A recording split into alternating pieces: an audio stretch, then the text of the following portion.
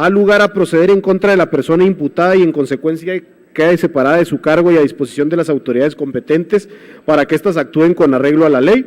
Inciso B, no ha lugar a proceder en contra de la persona imputada. Artículo 27. Convocatoria del Pleno. La Comisión Jurisdiccional remitirá el dictamen al día siguiente de su dictado a la Presidencia del Congreso o de la Diputación Permanente según corresponda, quien a su vez convocará sesión del Pleno del Congreso, mismo que deberá reunirse dentro de los 5 días siguientes para resolver sobre la solicitud. Deberá citarse a esta sesión plenaria a las personas mencionadas en el artículo 25 de esta ley. Artículo 28. Sesión plenaria. Enlistado el dictamen y conforme al turno que le corresponde en el orden del día, la presidencia de la mesa directiva declarará al Pleno que se erige en jurado de procedencia y se actuará conforme a lo siguiente. Fracción primera. La Secretaría de la Mesa Directiva dará lectura al dictamen o una síntesis que contenga los puntos sustanciales y las conclusiones de la Comisión Jurisdiccional. Fracción segunda. La Comisión Jurisdiccional podrá replicar y, si lo hiciere, a la persona imputada o a su defensa se le concederá el uso de la palabra hasta por 30 minutos para que manifieste lo que a sus intereses convenga. Fracción tercera. La presidencia de la mesa directiva solicitará que tanto el Ministerio Público como la o el servidor público imputado y su defensa se retiren del recinto para deliberar. Fracción cuarta. El jurado de procedencia discutirá y votará las conclusiones propuestas por la Comisión Jurisdiccional. Artículo 29. Resolución de procedencia. Si la mayoría simple de las diputadas y diputados presentes determinan que ha lugar a proceder en contra del la o el servidor público imputado, se emitirá resolución de procedencia separándolo inmediatamente de su empleo, cargo o comisión y quedando sujeto a la jurisdicción de las autoridades competentes, a las cuales se le remitirá copia certificada del expediente y de las actas de las sesiones del Congreso. Artículo 30. Resolución de no procedencia. Si se resuelve que no ha lugar a proceder por la mayoría simple requerida, no habrá lugar a procedimiento ulterior por hechos idénticos, y la o el servidor público continuará en el desempeño de sus funciones sin que ello constituya obstáculo para que la imputación continúe su curso una vez concluido el ejercicio de su cargo. La prescripción de la acción penal se interrumpe en tanto la o el servidor público se encuentre en funciones. Artículo 31. La declaratoria del Congreso del Estado, en cualquier sentido, de ninguna manera, prejuzga sobre fundamentos de la imputación. Capítulo cuarto. Disposiciones comunes. Artículo 32. Plazos. Los actos procedimentales serán cumplidos en los plazos establecidos. Los plazos individuales correrán a partir del día siguiente a aquel en que se efectuó la notificación a la parte interesada. Los plazos se contarán en días hábiles. Son días hábiles todos los del año, con exclusión de los sábados y domingos, el 1 de enero, el primer lunes de febrero en conmemoración del 5 de febrero, el tercer lunes de marzo en conmemoración del 21 de marzo, el 1 y 5 de mayo, el 15 y 16 de septiembre, el 12 de octubre, el tercer lunes de noviembre en conmemoración del 20 de noviembre, el 1 de diciembre de cada 6 años cuando corresponda a la transmisión del Poder Ejecutivo Federal, el 25 de diciembre, así como aquellos en que se suspendan las labores en las oficinas del Poder Legislativo o cuando no pueda funcionar por causas de fuerza mayor. Cuando esta ley no señale plazo para la práctica de alguna actuación o para el ejercicio de un derecho, se tendrá por señalado el de 5 días. Artículo 33. Notificaciones. Las notificaciones que requiera efectuar durante el proceso tanto la Presidencia del Congreso o de la Diputación Permanente como la Comisión Jurisdiccional instaurada se realizarán por conducto de la Secretaría de Asuntos Interinstitucionales. Las notificaciones personales se llevarán a cabo de la siguiente manera. Fracción primera. Por alguno de los medios tecnológicos debidamente señalados por la parte interesada o su representante legal. Fracción segunda, en las instalaciones del Poder Legislativo. Fracción tercera, en el domicilio de la parte interesada, en el lugar donde ejerza su servicio en caso de ser persona servidora pública o donde pueda ser notificada. Ello de conformidad con las siguientes reglas. Inciso A. La o el notificador deberá cerciorarse de que se trata del domicilio señalado. Acto seguido, se requerirá la presencia de la parte interesada o su representante legal. Una vez que cualquiera de dichas personas se haya identificado, le entregará copia de la resolución que deba notificarse y recabará su firma, asentando los datos del documento oficial con el que se identifique. Asimismo, se deberán asentar en el acta de notificación los datos de identificación del la o el servidor público que la practique. Inciso B. De no encontrarse la parte interesada o su representante legal en la primera notificación, La o el notificador dejará citatorio con cualquier persona que se encuentre en el domicilio para que la interesada espere a una hora fija del día hábil siguiente.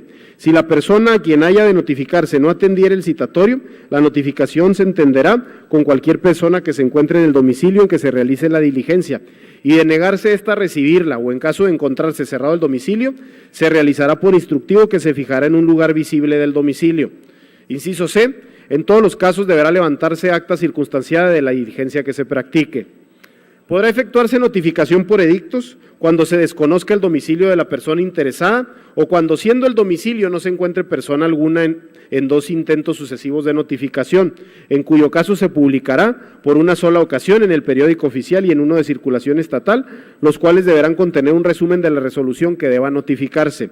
Las declaraciones y resoluciones definitivas del Congreso del Estado se comunicarán a la Presidencia del Consejo de la Judicatura del Poder Judicial del Estado si se tratase de alguna persona integrante de este poder a que alude esta ley. En todos los casos, a quien ostente la titularidad de la gubernatura estatal para su conocimiento y efectos legales, así como para su publicación en el periódico oficial. Artículo 34. Fundamentación y motivación. Las determinaciones de la Comisión Jurisdiccional deberán estar debidamente fundamentadas y motivadas. En ningún caso podrá dispensarse uno o varios de los trámites establecidos. Artículo 35. Derecho a recurrir. Las declaraciones y resoluciones definitivas del Pleno del Congreso del Estado son inatacables. Las que emitan la Presidencia del Congreso, de la Diputación Permanente, la Junta de Coordinación Política y la Comisión Jurisdiccional serán recurribles con efecto devolutivo ante el Pleno del Congreso dentro de los siguientes 5 días a que sean notificadas a la parte interesada, siempre y cuando pongan fin al procedimiento.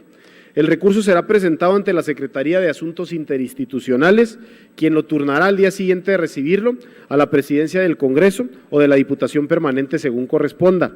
Esta, a su vez, convocará sesión del Pleno del Congreso, mismo que deberá reunirse dentro de los 3 días siguientes para resolverse sobre el mismo. Deberá citarse a esta sesión plenaria la persona recurrente y su contraparte.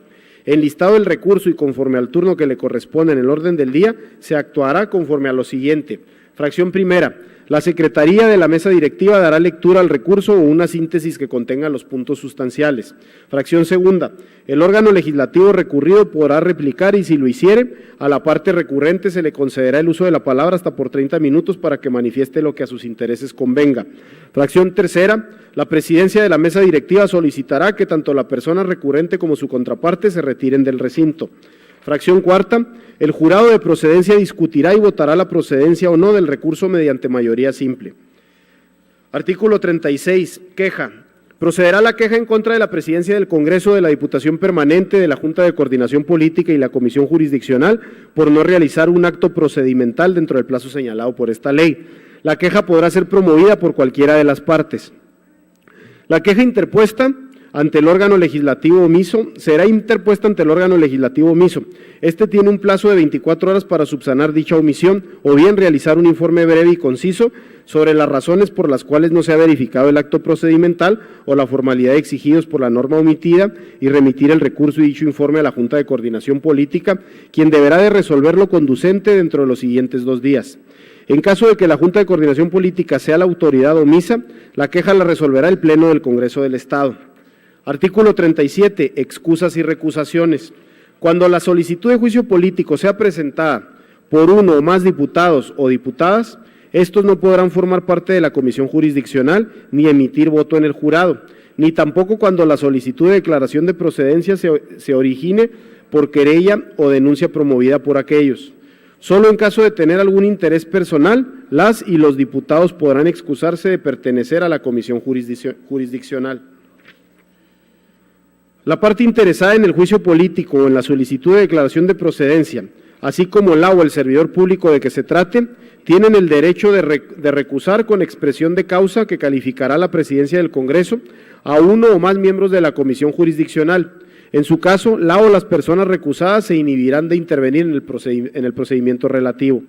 La parte denunciada solo podrá hacer valer la recusación desde que se le comunique la denuncia o solicitud respectiva y hasta la fecha en que se cite al Pleno del Congreso para que actúen. Artículo 38. Solicitud de documentos ofrecidos como prueba. Tanto la parte denunciada como la denunciante o querellante podrán solicitar de las autoridades las copias certificadas de documentos que pretendan ofrecer como prueba ante la comisión jurisdiccional. Las autoridades estarán obligadas a expedir dichas copias certificadas sin demora y si no lo hicieren, la comisión jurisdiccional, a instancia de la parte interesada, señalarán a la autoridad omisa un plazo razonable para que las expida, bajo apercibimiento de imponerle una multa de 10 a 100 unidades de medida y actualización, la que se hará efectiva si la autoridad no las expidiere. Si resultare falso que la o el interesado hubiera solicitado las constancias, la multa se hará efectiva en su contra. Por su parte, la comisión jurisdiccional solicitará las copias certificadas de constancias que estime necesarias para el procedimiento y si la autoridad de quien la solicitase no la remitiere dentro del plazo que se le señale, se impondrá la multa que se refiere el párrafo anterior. La comisión jurisdiccional podrá solicitar por sí o a instancia de la parte interesada los documentos o expedientes originales ya concluidos y la autoridad de quien se solicite tendrá la obligación de remitirlos. En caso de incumplimiento se aplicará la corrección a que se refiere este artículo. Dictada la resolución definitiva en el procedimiento, los documentos y expedientes mencionados deberán ser devueltos a la oficina de su procedencia, pudiendo dejarse copia certificada de las constancias que se estimen pertinentes. Artículo 39. Citación de las partes a la sesión plenaria. El Pleno del Congreso del Estado no podrá erigirse en jurado sin que antes se compruebe fehacientemente que la parte denunciada, su defensa, la parte denunciante o querellante y en su caso el Ministerio Público han sido debidamente citados. Artículo 40, sesión privada. En los procedimientos a que se refiere esta ley, los acuerdos y determinaciones del Pleno del Honorable Congreso del Estado se tomarán en sesión privada. Artículo 41, pluralidad de conductas. Cuando los actos u omisiones en materia de las acusaciones queden comprendidos en más de uno de los casos sujetos a sanción y previstos en el artículo 178 constitucional, los procedimientos respectivos se desarrollarán en forma autónoma, según su naturaleza y por la vía procesal que corresponda, debiendo la autoridad a que alude el artículo anterior turnar las denuncias a quien deba conocer de ellas. Artículo 42. Non bis in idem. No podrán imponerse dos veces por una sola conducta sanciones de la misma naturaleza. Artículo 43. Prórroga del periodo ordinario de sesiones. Cuando concluido un periodo ordinario de sesiones el Congreso esté conociendo de un juicio político o de un procedimiento de declaración de procedencia, prorrogará aquel hasta pronunciar su resolución sin ocuparse de ningún otro asunto. Artículo 44. Aplicación supletoria. En todo lo no previsto por esta ley, en las discusiones y votaciones se observarán las disposiciones de la Constitución Política, la Ley de Responsabilidades de los Servidores Públicos, la Ley Orgánica del Poder Legislativo, todas del Estado de Chihuahua y demás aplicables. En las cuestiones relativas al procedimiento de juicio político que no prevea esta ley, será aplicable lo dispuesto por el Código de Procedimientos Civiles del Estado. En lo relativo al procedimiento para la declaración de procedencia, se observarán las disposiciones contenidas en el Código Nacional de Procedimientos Penales y se atenderán en lo conducente las del Código Penal del Estado. Artículo segundo. Se derogan los artículos 5, 6, 7, 8, 9, 10, 11, 12, 13, 14, 15, 16, 17, 18 y 19 de la Ley de Responsabilidades de los Servidores Públicos del Estado de Chihuahua para quedar redactada de la siguiente manera. Capítulo primero. De los sujetos, causas de juicio político y sanciones. Artículo 5 derogado, artículo 6 derogado, artículo 7 derogado, artículo 8 derogado, artículo 9 derogado, artículo 10 derogado, artículo 11 derogado, capítulo 2 de la declaración de procedencia, artículo 12 derogado, artículo 13 derogado, artículo 14 derogado, artículo 15 derogado, artículo 16 derogado, artículo 17 derogado, artículo 18 derogado, artículo 19 derogado. Transitorios, artículo único. El presente decreto entrará en vigor al día siguiente de su publicación en el Periódico Oficial del Estado. Económico, aprobado que sea, túrnese a la Secretaría para que elabore la minuta de decreto en los términos en que deba publicarse. Dado en el Salón de Sesiones del Poder Legislativo a los 6 días del mes de marzo del 2018. Así lo aprobó por mayoría la Comisión Primera de Gobernación y Puntos Constitucionales en reunión de fecha 22 de febrero del 2018.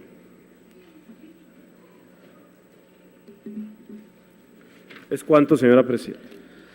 Gracias, diputado. Antes de proceder a la votación del dictamen antes leído, voy a dar mi razonamiento de voto. Yo me voy a abstener de esta votación puesto que el dictamen lo acabo de conocer. No es el mismo que se había presentado en la Gaceta Parlamentaria, por lo tanto, siento una gran irresponsabilidad votar algo que apenas estoy conociendo. Sí, adelante, diputado Fierro.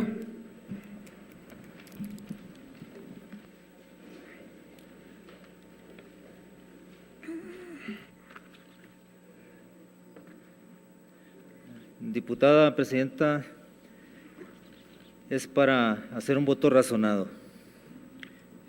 El suscrito Israel Fierro Terrazas, en mi carácter de diputado de la 65ª legislatura del Estado de Chihuahua e integrante del Partido Encuentro Social, con fundamento en lo previsto por los artículos 68, fracción primera de la Constitución Política del Estado, fracción 18, 22, fracción tercera y demás de la Ley Orgánica del Poder Legislativo del Estado, así como en los artículos 114 del Reglamento Interior y de Prácticas Parlamentarias del Poder Legislativo, comparezco ante este honorable Congreso del Estado de Chihuahua a presentar voto razonado.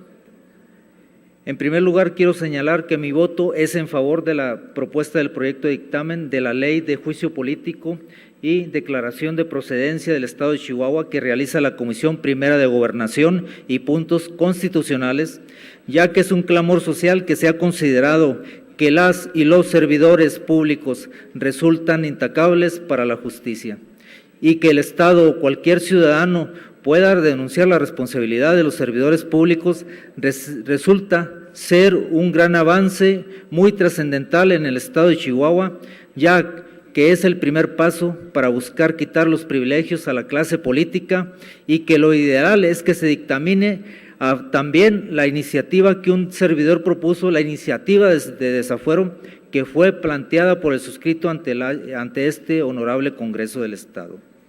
Ahora, si bien el proyecto de dictamen de la Ley de Juicio Político y Declaración de Procedencia del Estado de Chihuahua es un avance, lo ideal es poder abolir los privilegios mediante la eliminación del fuero constitucional, del cual algunos funcionarios hacen uso indebido, ya que no solo los políticos cuentan con ese privilegio, sino también diversos funcionarios. El juicio político y la declaración de procedencia es el procedimiento para despojar al servidor público del fuero constitucional. Si bien es cierto que esto representa un avance en la rendición de cuentas y transparencia con el fin de abatir la corrupción, esto significa solo un avance. Es por ello que los invito a que como legisladores dictaminemos la iniciativa del desafuero planteada por el suscrito, con ello sumando fuerzas para eliminar la figura jurídica de nuestro sistema jurídico estatal y federal, ya que con ello contribuiremos a eliminar esa cobertura procesal que tienen muchos servidores públicos. Así, solo así, los legisladores deberán acatar la petición de los ciudadanos, ese clamor social que grita, no más privilegios para los políticos y funcionarios públicos. Es por ello que, ajustado a los principios de legalidad y atento a lo señalado por el artículo 114 del Reglamento Interior y de Prácticas Parlamentarias del Poder Legislativo, es que emito mi voto razonado y asimismo lo entrego por escrito para que conste. Atentamente, un servidor, diputado Israel Fierro Terrazas. Es cuanto. Gracias, diputado, y procederemos a la votación del dictamen antes leído, para lo cual solicito a la primera secretaria diputada Carmen Rocío González Alonso tome la votación e informe esta presidencia. Por instrucciones de la presidencia, pregunto a las y los diputados. Respecto al contenido del dictamen antes leído, favor de expresar el sentido de su voto presionando el botón correspondiente en su pantalla. Se abre el sistema electrónico de votación. ¿Quiénes estén por la afirmativa? ¿Quiénes estén por la negativa? ¿Quiénes se abstengan? Se cierra el sistema electrónico de votación. Informo a la presidencia que se obtuvieron 16 votos a favor, 0 votos en contra, 2 abstenciones de los 31 diputados presentes. 16 a favor, 2 abstenciones. 13 votos no registrados.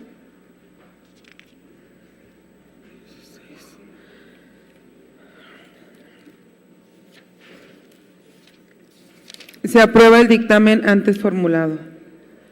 Para continuar con el siguiente punto del orden del día, en la representación de los dictámenes, tiene el uso de la palabra el diputado Víctor Manuel Uribe. Hay otra, pues es que no me traen la información. No me dan no, esta no es una reforma constitucional. Pero no me traen la información.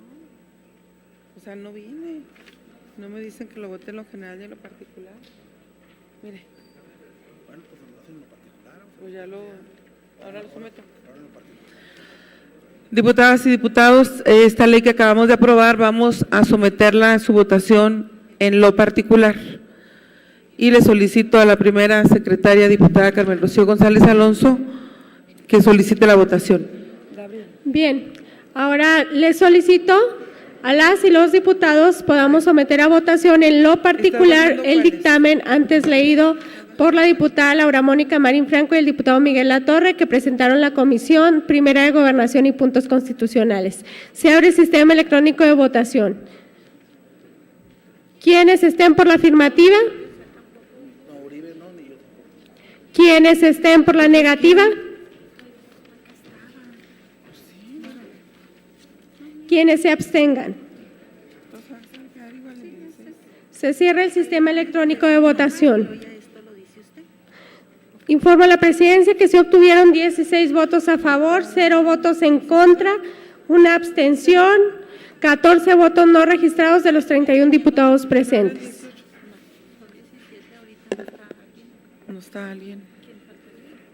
No sé. Sí, estaban todos.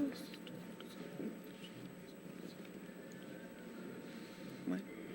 En virtud de lo anterior, el dictamen que presenta la Comisión Primera de Gobernación y Puntos Constitucionales, por el que se expide la Ley de Juicio Político y Declaración de Procedencia para el Estado de Chihuahua, se aprueba tanto en lo general como en lo particular. Sí. Desarrollo Social, informe que no. Desarrollo Social retira sus dictámenes.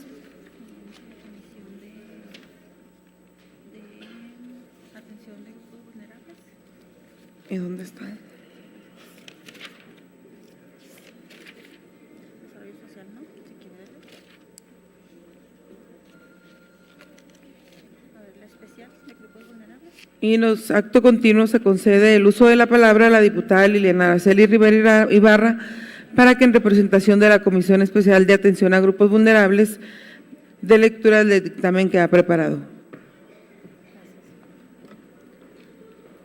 Gracias, diputada presidenta. La Comisión Especial de Atención a Grupos Vulnerables, con fundamento en lo dispuesto por el artículo 64, fracción primera de la Constitución Política, 87, 88, 111 de la Ley Orgánica del Poder Legislativo, así como el 80, 81 del Reglamento Interior de Prácticas Parlamentarias, todos del Estado de Chihuahua, somete a la consideración del Pleno del presente dictamen elaborado con en los siguientes antecedentes.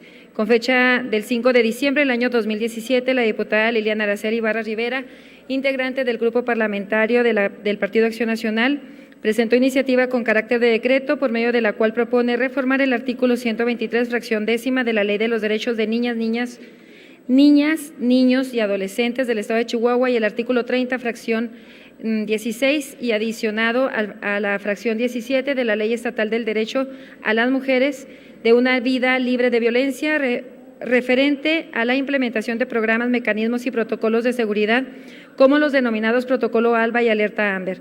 Número 2, la presidencia del Honorable Congreso del Estado, con fecha del 7 de diciembre del 2017 y en uso de las facultades que le confiere el artículo 75, fracción octava, de la Ley Orgánica del Poder Legislativo, tuvo a bien turnar esta comisión del dictamen legislativo la iniciativa del mérito a efecto de proceder el estudio, análisis y elaboración del dictamen correspondiente.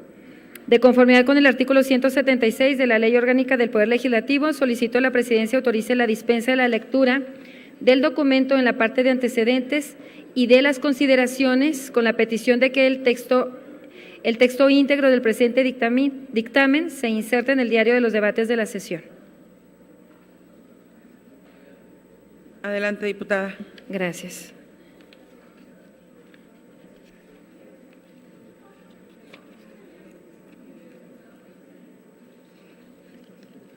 Estoy leyendo, compañeros. Quienes integramos esta Comisión Especial de Atención a Grupos Vulnerables, sometemos a consideración de esta honorable Asamblea el siguiente proyecto de decreto. Artículo primero, se reforma el artículo 123, fracción décima de la Ley de Derechos de Niñas, Niños y Adolescentes del Estado para quedar redactado de la siguiente manera. Artículo 123, corresponde a las autoridades estatales y municipales de manera concurrente las siguientes atribuciones. Fracción décima, implementar en coordinación con las autoridades federales en el ámbito de sus respectivas competencias los programas, mecanismos y protocolos de seguridad como el denominado Alerta Amber, entre otros, que tengan por objeto la localización inmediata de niños, niñas y adolescentes sustraídos, trasladados o retenidos ilícitamente.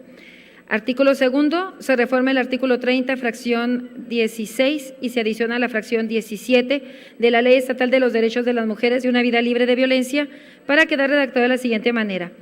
Artículo 30, corresponde a la Fiscalía General del Estado, inciso 16, implementar la coordinación con las autoridades federales en el ámbito de sus respectivas competencias, los programas, mecanismos y protocolos de seguridad, como el denominado protocolo ALBA, entre otros que tenga por objeto la localización inmediata de niñas, adolescentes y mujeres sustraídas, trasladadas o retenidas ilícitamente. Fracción 17, las demás previstas por el cumplimiento de la ley. Transitorio, el presente decreto entrará en vigor al día siguiente de su publicación en el periódico oficial del Estado de Chihuahua. Económico, aprobado que sea, túrnese a la Secretaría para que elabore la minuta de decreto en los términos en que se deba aplicar. Dado en el recinto oficial del Poder Legislativo, en la ciudad de Chihuahua, Chihuahua, los 6 días de marzo, del mes de marzo del año 2018, aprobado por la Comisión Especial de Atención a Grupos Vulnerables en la reunión de fecha 28 de febrero del 2018. Es cuanto, diputada presidenta. Gracias, diputada. Y le solicito a la segunda secretaria, diputada Laura Mónica Marín Franco, tome la votación e informe a esta presidencia.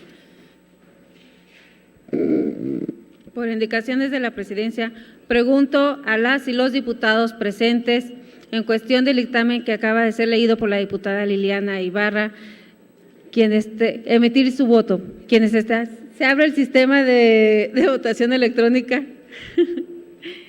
Quienes estén por la afirmativa. Quienes estén por la negativa. Quienes se abstengan. Se cierra el sistema de votación electrónica. Le informo, diputada presidenta, que emitieron su voto 15 diputados a favor, 0 en contra, 0 abstenciones.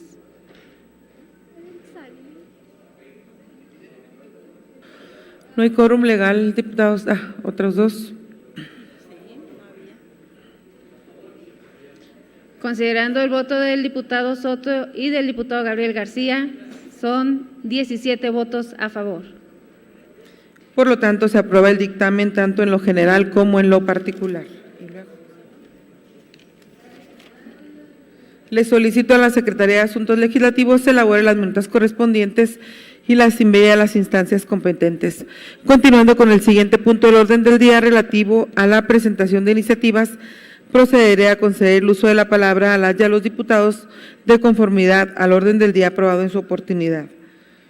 En primer punto, se concede el uso de la palabra al diputado Miguel Francisco Latorre Sáenz. Diputado Soto, ¿pudiera subir un momento a la presidencia?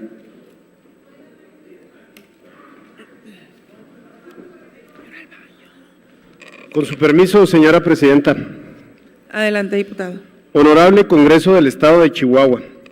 El suscrito Miguel Francisco Latorre Sáenz, en mi carácter de diputado a la 65ª legislatura, integrante del Grupo Parlamentario del Partido Acción Nacional, con fundamento en lo dispuesto por los artículos 57, 64, fracciones primera y segunda y 68, fracción primera, de la Constitución Política del Estado de Chihuahua, así como el artículo 167, fracción primera y 170 de la Ley Orgánica del Poder Legislativo de la misma entidad, acudo ante este alto cuerpo colegiado para someter a consideración del Pleno la siguiente iniciativa con carácter de decreto, a fin de reformar el Código Fiscal del Estado de Chihuahua con el propósito de que no se aplique el impuesto adicional del 4% contemplado en el párrafo segundo del artículo 28 de este ordenamiento, al impuesto a la obtención de premios en lotería, rifas, sorteos, juegos con apuestas y o concursos de toda clase.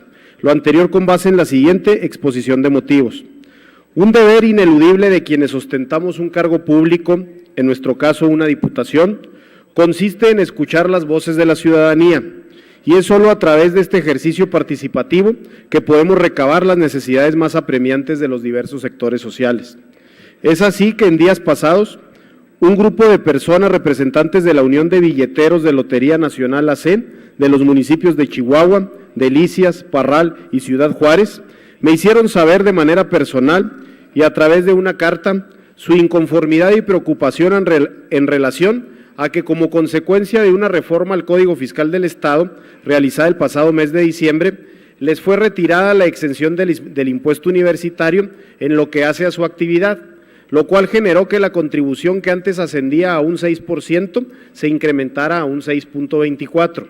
La situación antes mencionada les fue comunicada al gremio por medio de una circular de fecha 12 de febrero del año en curso, signada por el director de Programación y Presupuesto de la Lotería Nacional. En dicho documento se señala que en virtud de una reforma al Código Fiscal de la entidad, publicada en el Periódico Oficial del Estado de fecha 27 de diciembre del 2017, se derogó la exención señalada en el segundo párrafo del artículo 142, en la cual se hacía referencia a la no aplicación del impuesto adicional del 4%, también llamado impuesto universitario. Con motivo de lo anterior, a las personas físicas o morales que obtengan un premio que derive de una lotería, rifa, sorteo, juego con apuesta y o concurso de toda clase y que sean pagados dentro del territorio del Estado de Chihuahua, se les deberá retener el pago de los siguientes impuestos. Primero, la tasa del 6% sobre el monto del premio, según lo establecido por el artículo 143 del Código Fiscal del Estado de Chihuahua. Segundo, la tasa del 0.24 que corresponde al 4% sobre el impuesto señalado en el artículo 143 del citado ordenamiento, establecida en el numeral 28 del mismo cuerpo normativo, impuesto adicional del 4% conocido como impuesto universitario. Y tercero, la tasa del 21% sobre el valor del premio, establecida en el artículo 138 de la Ley del Impuesto sobre la Renta. En razón de lo anterior, el total a retener asciende a un 27.24 del premio. Anteriormente, con la exención del 4%, no se superaba el 6% que como límite máximo establece la ley federal respectiva, por lo que al rebasarse dicho límite, la autoridad federal quedó en aptitud de aplicar la tasa del 21%, lo cual nos da un total de 27.24% contando ambos impuestos, es decir, el estatal y el federal. De igual manera, se debe señalar que el Estado de Chihuahua, según información proporcionada por el portal electrónico oficial de pronósticos para la asistencia pública, es la única entidad de todo el país cuyo suma de impuestos estatales y federales alcanza hasta un 27.24%, en contraste con otras como Puebla, que asciende en total a solo un 1%, o Zacatecas con el 2.65%. Por lo que hace al resto de los estados, se tiene que oscilan entre el 6 y hasta el 7%. Por lo tanto, se pone en evidencia la desproporción existente entre la cantidad que se cobra en Chihuahua por motivo de los impuestos a que se ha hecho referencia en relación con el resto de las entidades de la República. Se debe agregar que las personas expendedoras de Lotería Nacional y pronósticos del Estado, que suman más de 200 familias chihuahuenses dedicadas a esta actividad, se están viendo afectadas por la reforma a que nos hemos venido refiriendo, puesto que las ventas han bajado considerablemente y su economía se está viendo lacerada. Asimismo, el problema no solo radica en los detrimentos económicos que están padeciendo las y los expendedores, sino también en la clientela. Al saber que Chihuahua es la única entidad federativa que cobra dicha tasa en el país, han optado por cobrar sus premios en otros estados, lo cual disminuye la recaudación estatal por este concepto. Por las razones que han quedado esgrimidas en estas líneas, la propuesta de esta iniciativa consiste en restituir el párrafo segundo que fue derogado mediante el decreto número 665/2017 al artículo 142 del Código Fiscal del Estado. En mérito de lo antes señalado, me permito presentar a la consideración de esta soberanía el siguiente proyecto con carácter de decreto. Artículo único, se adiciona un segundo párrafo al artículo 142 del Código Fiscal del Estado de Chihuahua para quedar redactado de la siguiente manera. Artículo 142. La base para el cálculo del impuesto se integra con el valor total determinado o determinable del premio que se obtenga. Tratándose de premios en especie, será base del impuesto el valor con el que se promocione cada uno de los premios. En su defecto, el valor de la facturación y en ausencia de ambos, el del avalúo comercial. No se aplicará el impuesto adicional del 4% contemplado en el párrafo segundo del artículo 28 de este código al impuesto a la obtención de premios en lotería, rifas, sorteos, juegos con apuestas y o concursos de toda clase. Transitorios. El presente decreto entrará en vigor al día siguiente de su publicación en el Periódico Oficial del Estado. Económico. Aprobado que sea túrnese a la Secretaría para que elabore la minuta de decreto. Dado en el Salón de Sesiones del Palacio del Poder Legislativo en la ciudad de Chihuahua, Chihuahua, a los 6 días del mes de marzo del año 2018. Atentamente, diputado Miguel Francisco Latorre Sáenz. Es cuanto, señor presidente. Gracias, diputado. Diputado Miguel Alberto Vallejo Lozano irá a presentar su iniciativa. No, se baja. Diputada Blanca Gámez tiene el uso de la palabra.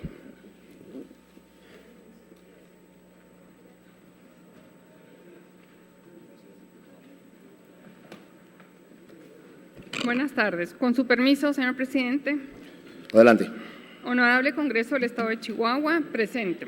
Las y los diputados del Grupo Parlamentario del Partido Acción Nacional de la 65ª legislatura, con fundamento en lo dispuesto por el artículo 68, fracción primera de la Constitución Política del Estado de Chihuahua, así como 167, fracción primera y 168 de la Ley Orgánica del Poder Legislativo del Estado, acudo ante esta honorable representación popular con la finalidad de presentar iniciativa con carácter de decreto que reforma el artículo 25 de la Ley de la Comisión Estatal de los Derechos Humanos de Chihuahua, lo anterior con base en la siguiente exposición de motivos.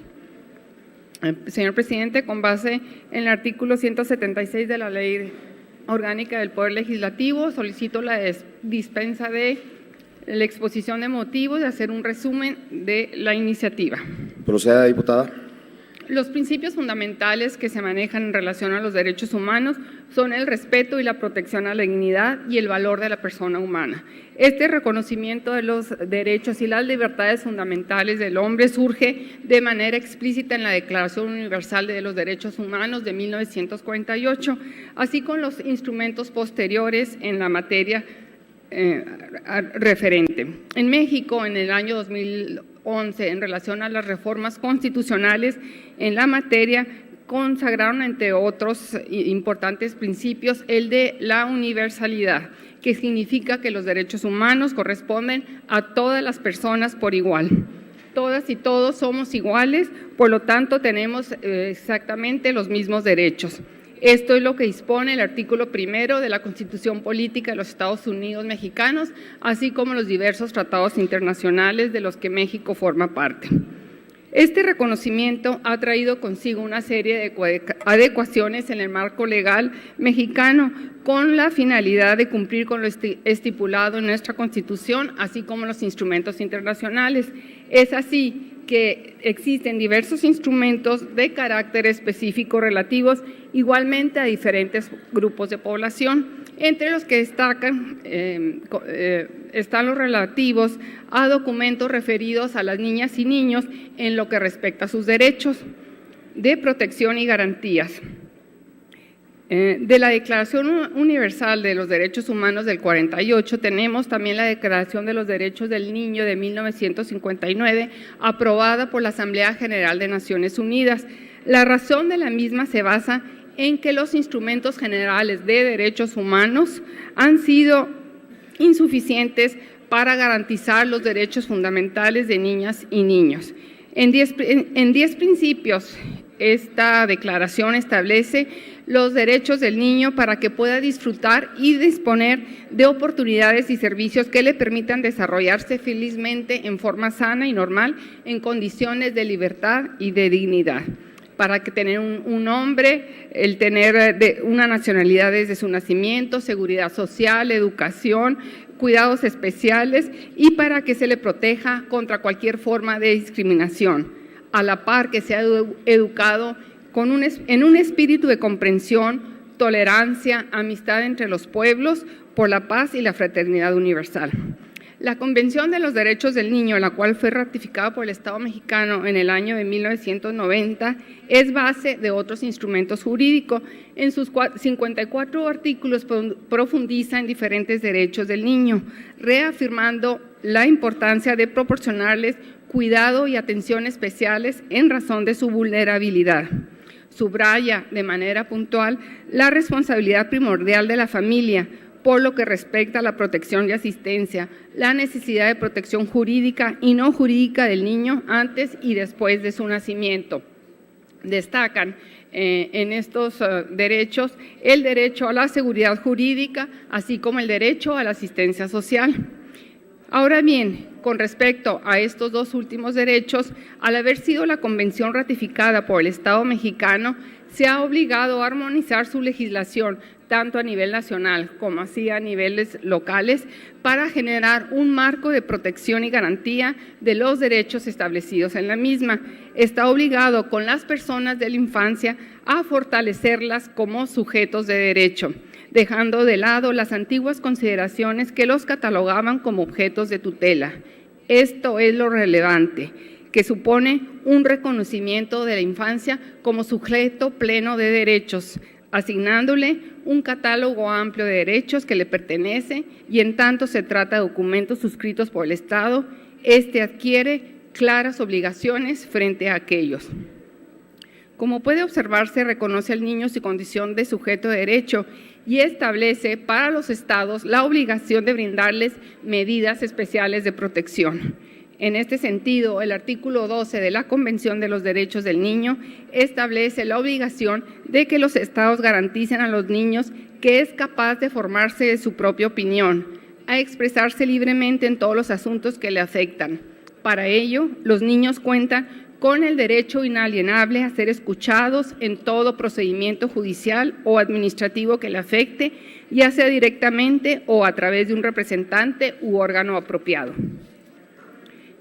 En la Ley de Amparo, como en aquellas que velan el interés de los derechos humanos, la ampliación del derecho subjetivo de petición para que en casos de riesgo puedan acudir ante las autoridades personas no dotadas de capacidad jurídica, como de las y los menores de edad o las personas incapaces, y que ante una situación de apremio puedan solicitar la protección del Estado.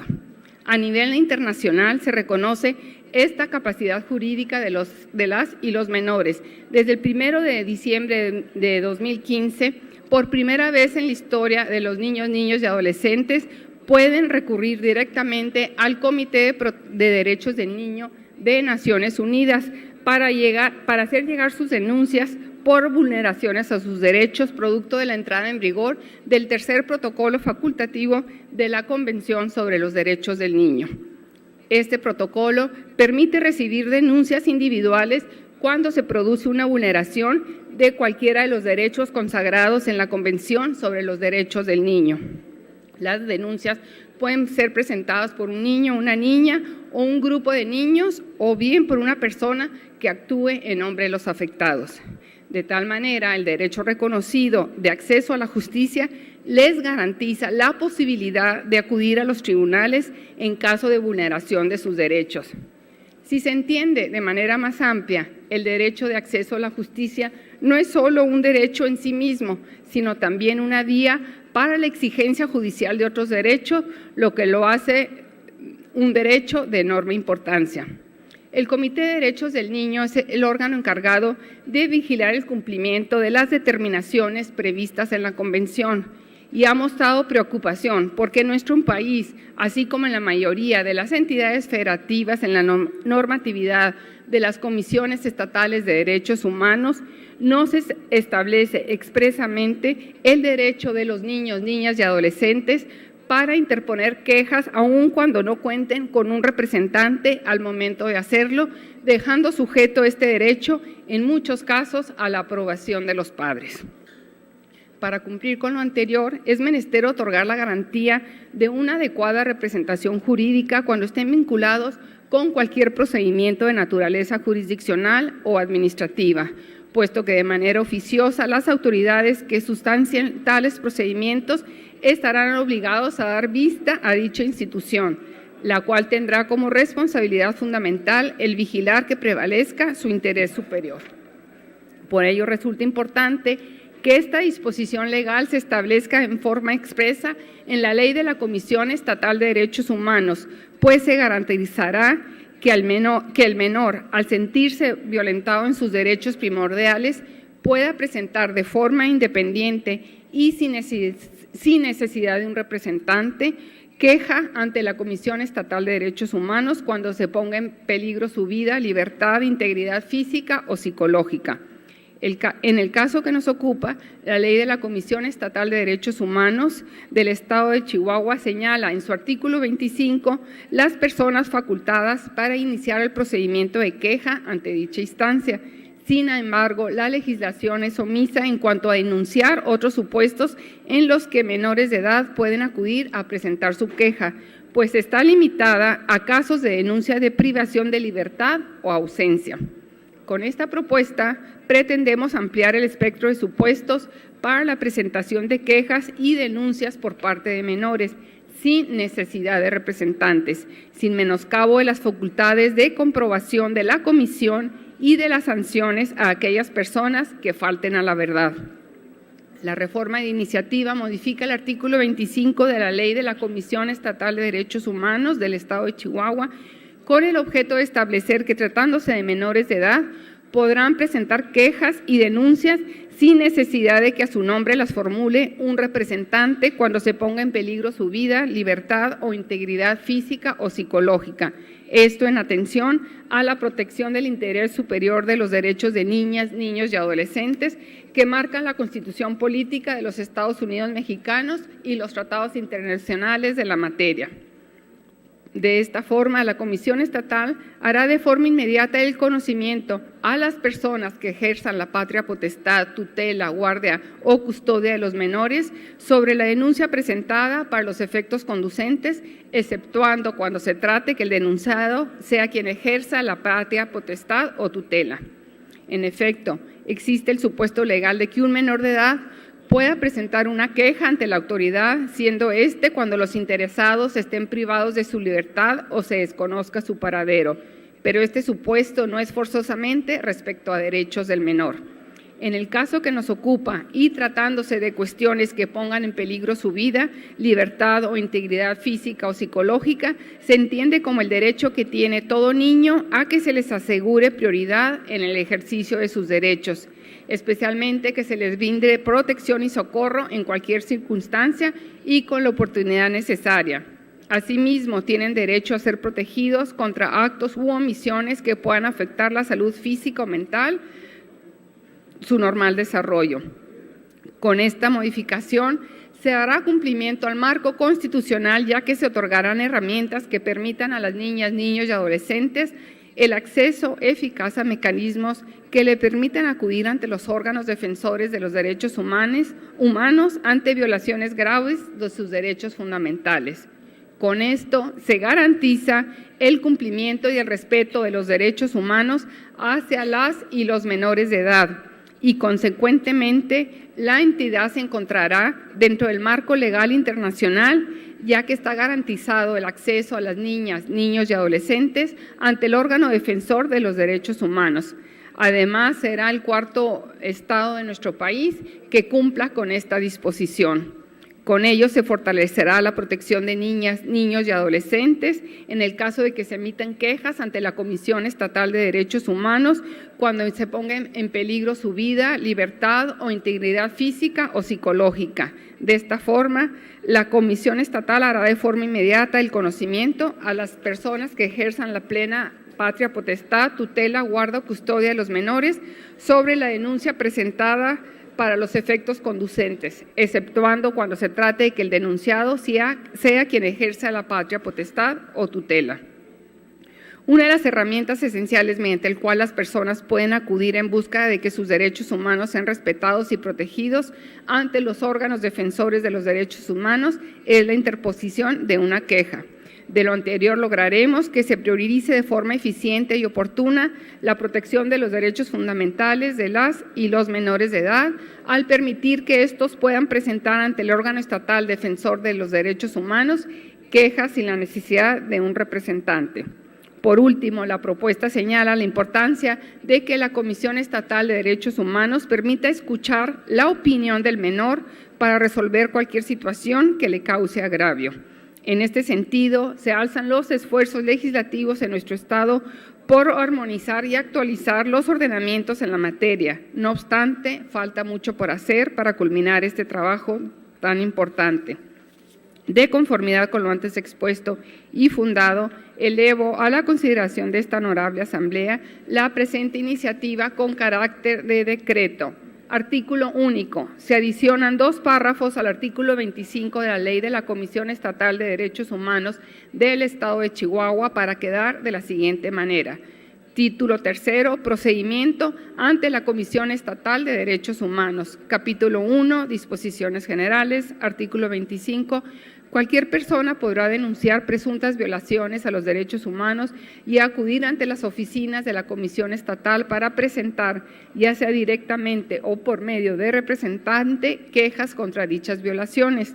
En atención a la protección del interés superior de las niñas, niños y adolescentes, estos podrán denunciar sin necesidad de representante cuando se ponga en peligro su vida, su libertad y su integridad física, psicológica y emocional, en los términos de la Constitución Política de los Estados Unidos Mexicanos y los tratados internacionales de la materia.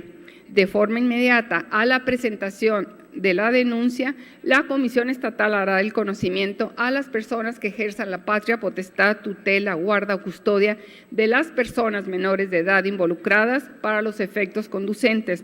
Se exceptúa de lo anterior cuando el denunciado sea quien ejerza la patria potestad o tutela.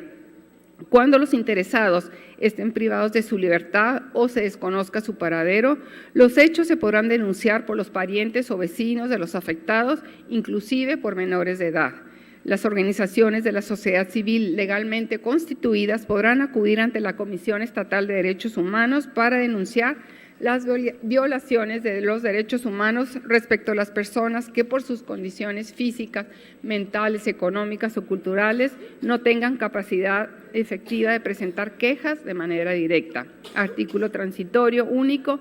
El presente decreto entrará en vigor al día siguiente de su publicación en el Periódico Oficial del Estado. Atentamente firmamos las y los integrantes del Grupo Parlamentario del Partido Acción Nacional. ¿Es cuánto, señor presidente? Gracias, diputada. A continuación tiene el uso de la tribuna el diputado Miguel Alberto Vallejo Lozano.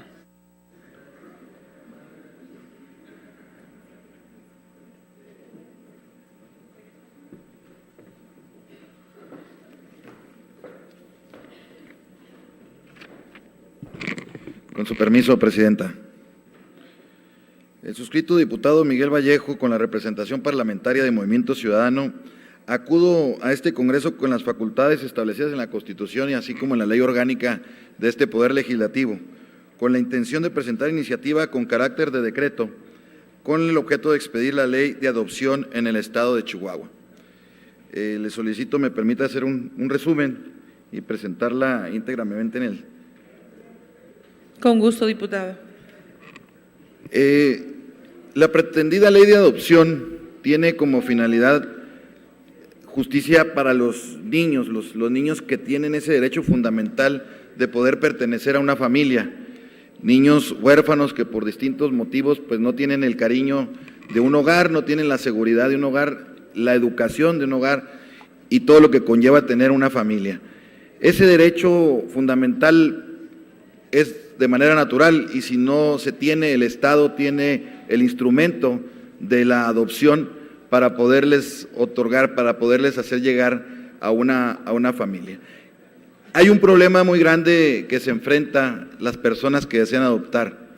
Al inicio de este año estuvimos platicando con algunas personas que desean adoptar y nos platicaban sobre varios problemas que deben de ser inaceptables. Son trámites que en algunos de los casos les lleva más de 5 años realizar. El estar buscando tener un niño, o peor aún, el que niños estén a la espera de un hogar y que por trámites burocráticos no puedan encontrarlo, creo que es algo que no debemos de permitir.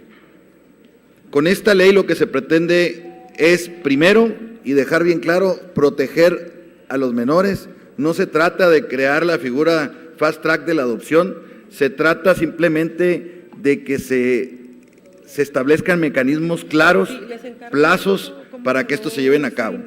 No podemos dejar pasar tanto tiempo porque esto es injusto tanto para los niños como también para las personas que desean adoptar. Se ha hablado mucho solamente de los niños y del derecho del niño, pero también hay que considerar a estas personas que buscan adoptar a un niño y que hay que verlos como una oportunidad para poderles hacer llegar a un hogar. Esta ley lo que pretende es establecer 3 meses para emitir el dictamen de idoneidad. Este dictamen es previo a la tramitación en el Poder Judicial, es un trámite administrativo en el Consejo de Adopción y hoy en día estos dictámenes tardan en llegar a veces hasta 2 años. Si nosotros establecemos esta meta, creo que este plazo, creo que podemos ayudar mucho a abatir este problema. La creación de campañas de promoción de adopción también es importante, concientizar a la gente que desea hacerlo, informar de una manera general cuál es la posibilidad de encontrar algún niño, porque hoy en día existen formatos en los cuales el que pretende adoptar establece, por decir algo, la edad, y hay un niño que quizá rebasa por 1 año esa edad pedida por el solicitante, y por ese solo hecho, al no compartir esa información, no se le permite adoptar a ese niño. Si nosotros creamos un sistema donde exista mayor promoción y datos generales sobre los niños que existen, podemos también ayudar mucho a ello. Estamos planteando un informe cada 6 meses y el anual ante la comisión encargada de los menores del Congreso del Estado y cada año al Pleno, donde este Consejo de Adopción informe sobre los avances que se tengan. En una de las reuniones que nosotros tuvimos, le preguntamos al procurador de la defensa de los niños cuántas adopciones se habían realizado en un año y nos dijo que solo 10. Esto es grave, puesto que hay mucha gente esperando adoptar a alguien y hay muchos niños esperando a que lleguen sus nuevos padres. El que existan solamente 10 adopciones, esto es un fracaso para ese sistema. Ya tenemos ejemplos como Michoacán, en donde de 40 adopciones, modificando la ley, se están logrando alrededor de 400. Claro que para esa nos llama la atención, es una cifra alta. Hay que cuidar también que los procesos se hagan bien y se garantice la seguridad de los niños, pero de 400 a 10 creo que también hay una gran diferencia. Vamos a plantear aquí esa celeridad que necesitan. Necesitamos que los DIF municipales se involucren en el Consejo también. Si se va a estar evaluando la posibilidad de algunas personas para adoptar de algún municipio fuera de la capital, para ese trámite deben de pertenecer una representación del DIF municipal de aquel lugar en donde radiquen los que pretenden adoptar, porque no hay mejor conocimiento de las personas que la de la gente que vive y habita en sus comunidades. Necesitamos también que no sea forzosa la actualización de los documentos requeridos para el trámite.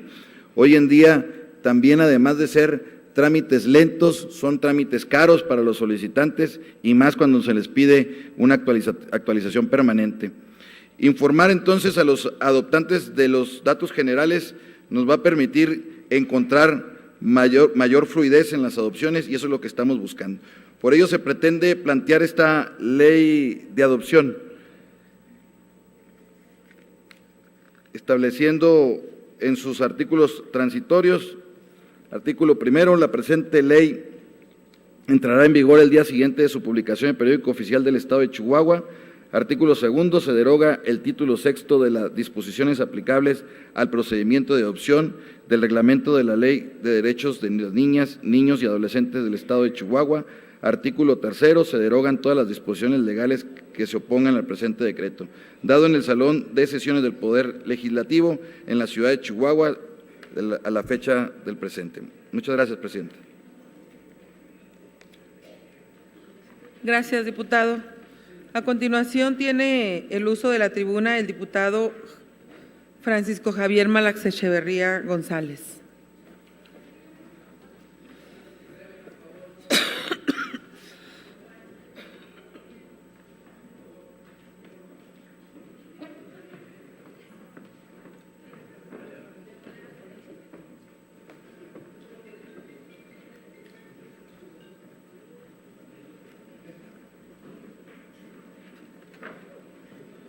Con su permiso, diputada presidenta.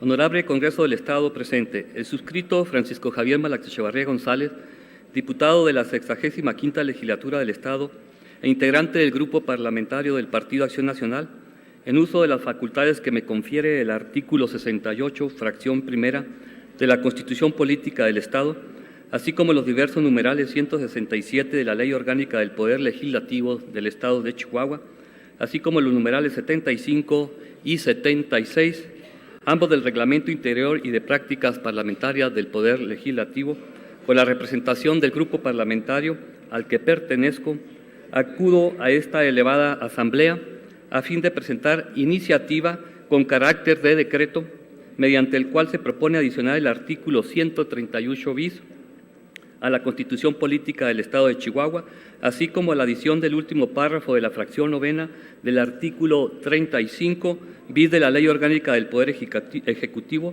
reforma al artículo 28, fracción 37 y adiciona del último párrafo el artículo 60, ambos del Código Municipal para el Estado de Chihuahua. Lo anterior con el sustento en la siguiente exposición de motivos.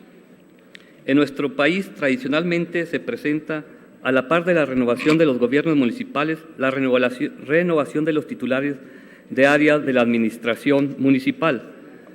Esta situación es recurrente cada 3 años y los ciudadanos perciben estos cambios como algo normal y lógico en el acontecer político.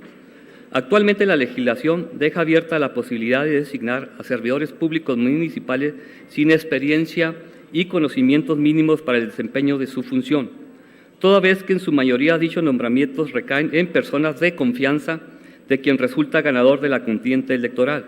Lo anterior, para fines prácticos, es lógico y esperado.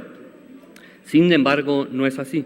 Para el adecuado cumplimiento de los objetivos del quehacer del servicio público municipal que trasciende a la temporalidad de las administraciones. Es importante destacar que esta situación recurrente representa en sí mismo un alto costo para los ciudadanos que residen en el municipio de que se trate. Esto debido a que una vez que la nueva administración inicia, quienes ocupan los cargos de servidores públicos empiezan una curva de aprendizaje personal en el área de su responsabilidad, ya que la mayoría de quienes vienen a integrarse a ocupar estos cargos de dirección para conducir dentro de sus ámbitos de su competencia el quehacer de la administración pública municipal no cuentan con experiencia pasada en la rama de la administración que en ese momento desempeñan, llegando incluso a desconocer sus funciones, atribuciones y obligaciones, mismas que se van descubriendo durante el transcurso del tiempo del restante cargo de la administración por el cual fueron nombrados. Esto coloca a los ciudadanos del municipio en una situación de vulnerabilidad que, si bien es cierto, no es perceptible en ese momento, sí puede serlo en el futuro, ya que la gran mayoría de los problemas que se plantean en las administraciones municipales tienen su origen precisamente en decisiones que se tomaron en el pasado. Es decir, podemos afirmar que si bien la experiencia directa que pueden adquirir los servidores públicos municipales constituye un potente medio de aprendizaje, también se puede establecer que las decisiones más críticas de las organizaciones tienen consecuencia en todo el quehacer del futuro del municipio y se extienden durante años, y que los problemas de hoy derivan de las soluciones de ayer, mismas que en este contexto son tomadas en su mayoría por personas que se encuentran en proceso de aprendizaje de las labores propias del nuevo encargo. El Censo Nacional de Gobierno 2015, emitido por el INEGI, en el cual se informó que 993.583 personas prestan servicio de la Administración Pública Municipal. De ellos, 45.183 son titulares de alguna de las áreas que integran la administración pública. El 47% de los titulares de las áreas manifestó estar por debajo de la educación media superior y solo el 15% de los titulares han laborado en la administración pública municipal antes de tomar el cargo. De las cifras señaladas podemos concluir, en primer término, que en un alto porcentaje de los titulares de la dependencia de la administración pública no cuentan con una preparación en instancias de educación superior y probablemente no cuentan con un perfil idóneo para el desempeño de sus funciones. Y segundo, que un muy alto porcentaje de los servidores públicos municipales no laboraron en las dependencias que actualmente dirigen y no cuentan con la experiencia necesaria para la solución de conflictos. Por ello, es necesario que las administraciones públicas municipales cuenten con mecanismos para capacitar, profesionalizar y certificar a los servidores públicos. Esta capacitación, profesionalización y certificación de los servidores públicos reviste gran importancia en virtud de que el presupuesto ejercido por los ayuntamientos es directamente aplicado en necesidades prioritarias de la población y los encargados de la planeación, ejecución, control y vigilancia de los recursos asignados, además del conocimiento de la problemática social que aquejan en sus localidades, deben de tener conocimientos mínimos para el desempeño de sus funciones. Es decir, como la afirma Edward Deming, no es suficiente solo trabajar más arduamente o hacer lo mejor que podamos. Se debe saber en qué trabajar y trabajar más inteligentemente, ya que podemos ser eficientes haciendo las cosas que no se deben de hacer. Con el objetivo de hacer frente a la situación planteada, se han desarrollado propuestas tendientes a capacitar, profesionalizar y o certificar el servicio público municipal a partir de la selección de servidores públicos con base en requisitos legales básicos como la certificación de competencias laborales. Conociendo la situación que prevalece en el territorio estatal, en el cual, debido a su magnitud territorial y su accidentada geografía, en ocasiones resulta difícil que quienes residen en los municipios más alejados y a quienes se les confía algún cargo como servidor público cuenten con un nivel académico que cubra el perfil requerido. Es que a través de la presente iniciativa de ley plantea la posibilidad de instaurar mecanismos de capacitación, profesionalización y certificación de competencia laboral, entendiendo por competencia laboral las esferas que deben desarrollar el servidor público para el buen desempeño de su labor, como lo es el conocimiento, habilidades y actitudes que se deben contar, mismas que al ser desarrolladas traerán como consecuencias el logro de resultados en beneficio de los ciudadanos del municipio.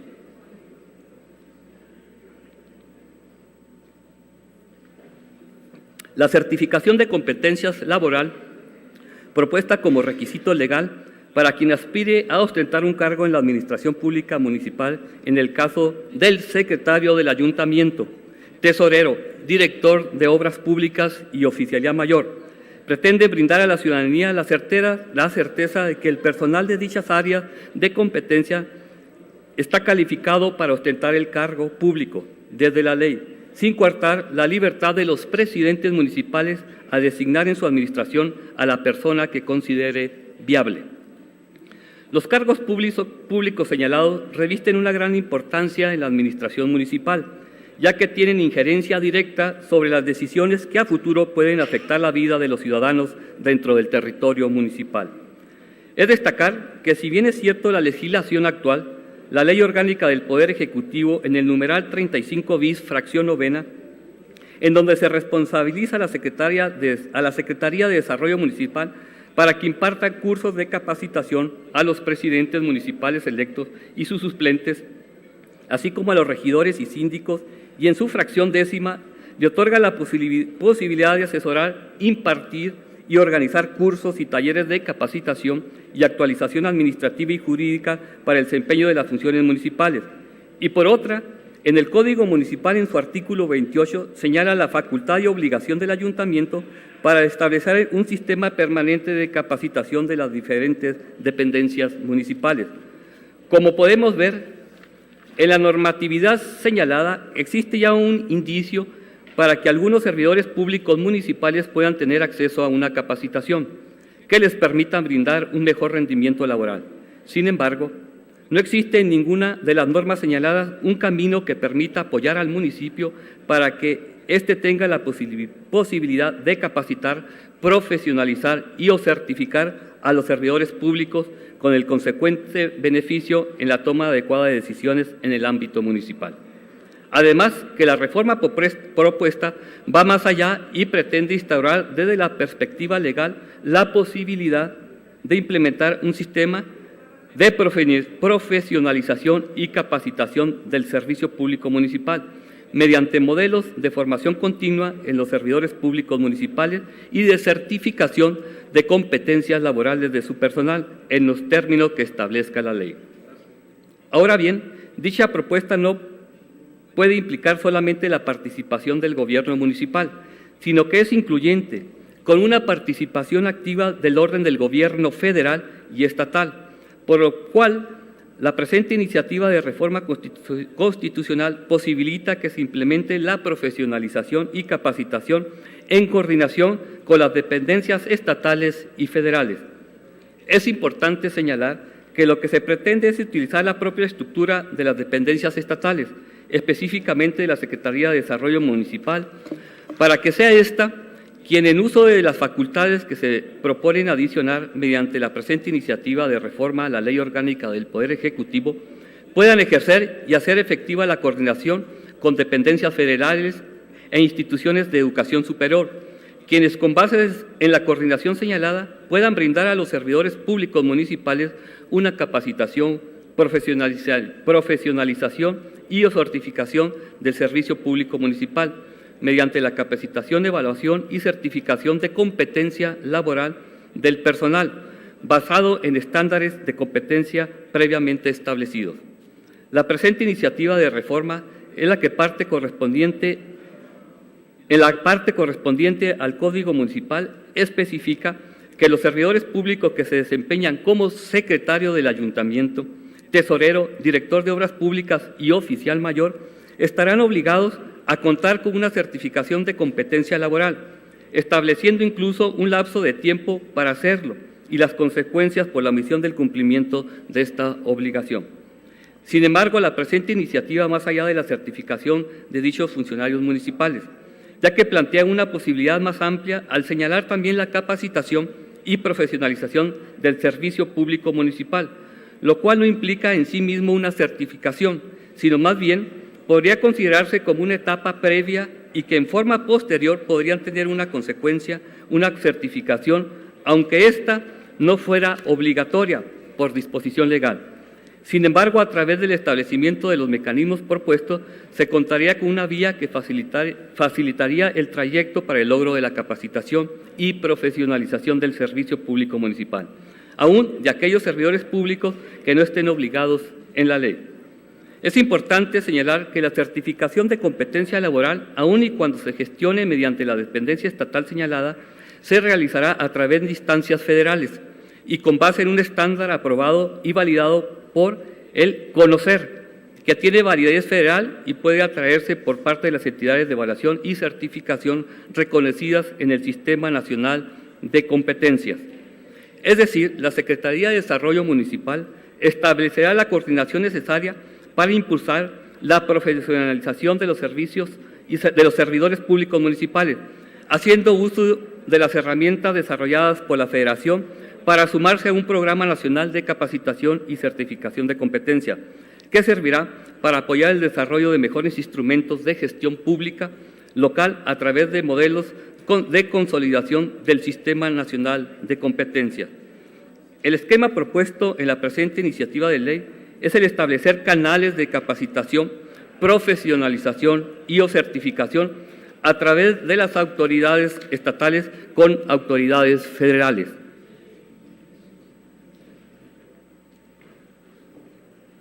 Todo esto en beneficio de los municipios, para que los mecanismos propuestos trasciendan las administraciones de los órdenes de gobierno, ya que el Sistema Nacional de Competencia sirve como un instrumento del gobierno federal para contribuir a la competitividad económica, al desarrollo educativo y al progreso social de México, a través de esquemas para el fortalecimiento de las competencias de las personas. El Sistema Nacional de Competencia es promovido por el Consejo Nacional de Normalización y Certificación, CONOCER, un fideicomiso sectorizado de la Secretaría de Educación Pública, creado el 29 de abril del 2005, que tiene por objeto auxiliar al Ejecutivo Federal en las atribuciones que la Ley General de Educación establece. Para llevar a cabo sus funciones, el Sistema Nacional de Competencia integra comités sectorales de gestión por competencia, encargados del desarrollo de estándares de competencia, que describen los conocimientos, habilidades, destrezas y actitudes que una persona debe tener para realizar sus funciones con un alto nivel de desempeño, los cuales son elaborados en conjunto por expertos en la materia e inscritos en el Registro Nacional de Competencias del CONOCER, convirtiéndose en referencias nacionales para la certificación de competencias de personas, a través de esquemas de capacitación y evaluación, en coordinación con las instancias acreditadas para tal efecto.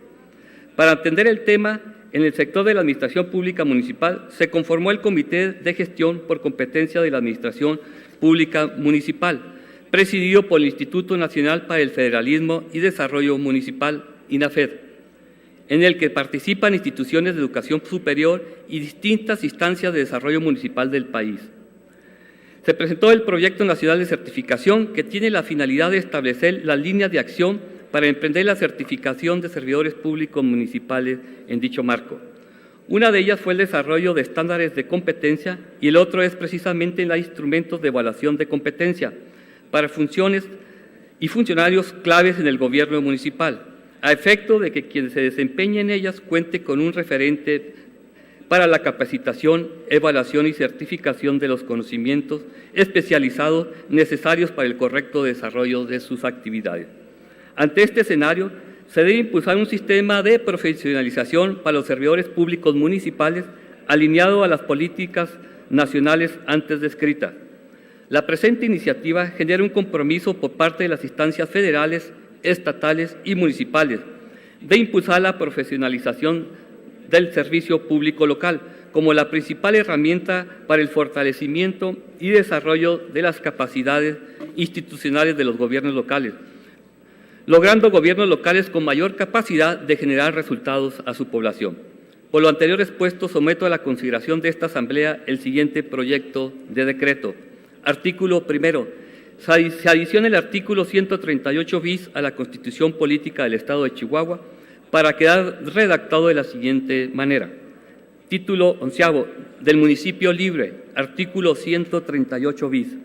Los ayuntamientos, con el objeto de mejorar la organización y funcionamiento de las administraciones públicas municipales, implementarán, en coordinación con las dependencias federales y estatales competentes, un sistema de profesionalización y capacitación del servicio público municipal, mediante modelos de formación continua de los servidores públicos municipales y de certificación de competencias laborales de su personal en los términos que establezca la ley.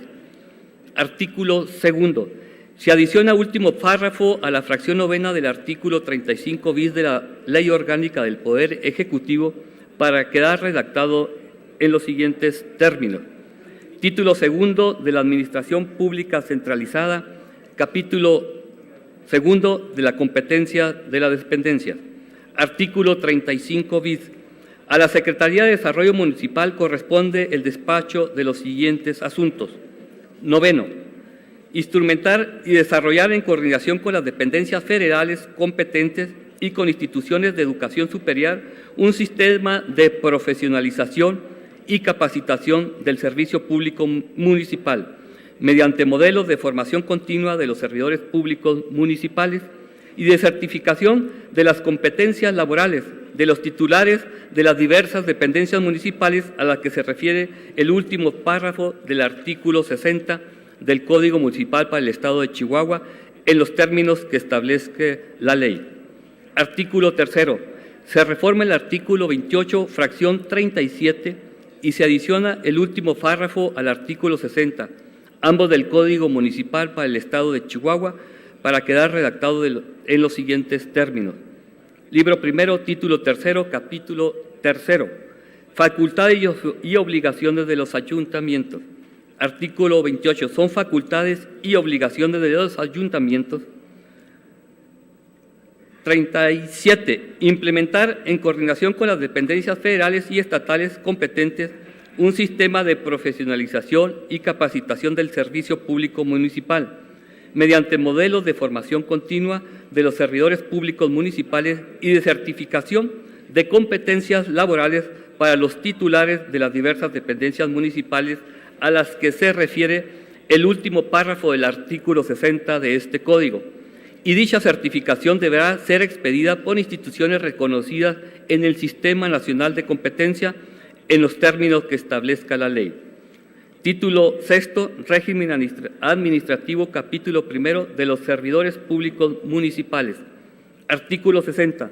Los servidores públicos municipales que se desempeñen como titulares de las siguientes áreas administrativas, como Secretaría, Tesorería, Oficialía Mayor y Dirección de Obras Públicas, están obligados a participar en el sistema de profesionalización y capacitación del servicio público municipal, que instrumente el Ejecutivo del Estado por conducto de la dependencia competente, mediante modelos de formación continua y contar con una certificación de competencia laboral, expedida por una institución reconocida en el Sistema Nacional de Competencia dentro de los 6 meses siguientes de haber tomado posesión del cargo público. Y dicha certificación deberá estar vigente durante el desempeño del mismo. En caso de incumplimiento por parte de alguno de los servidores públicos obligados, será removido del cargo por el presidente municipal, quien en caso contrario será a su vez sujeto de incumplimiento en los términos de la Ley de Responsabilidad de los Servidores Públicos del Estado de Chihuahua. Transitorio, artículo primero. El presente decreto entrará en vigor al día siguiente de su publicación en el Periódico Oficial del Estado. Artículo segundo. Para el titular del área administrativa de la Oficialía Mayor, la obligación de contar con la certificación de competencia laboral a que se hace mención, el último párrafo del artículo 60 del Código Municipal para el Estado de Chihuahua, tendrá vigencia una vez que se haya emitido el estándar de certificación por la autoridad federal competente. Económico, aprobado que sea, turnes a la Secretaría para que elabore la minuta de decreto en los términos en que deba publicarse. Dado en el recinto oficial del Poder Legislativo en la ciudad de Chihuahua, Chihuahua, a los 6 días del mes de mayo del 2018. Atentamente, los diputados del Partido Acción Nacional. Gracias, diputada presidenta. Gracias, diputado. Esta presidencia recibe las iniciativas antes leídas y se les dará el trámite correspondiente. Para continuar con el desahogo del orden del día relativo a la participación del punto de asuntos generales, se concede el uso de la palabra al diputado Israel Fierro Terrazas.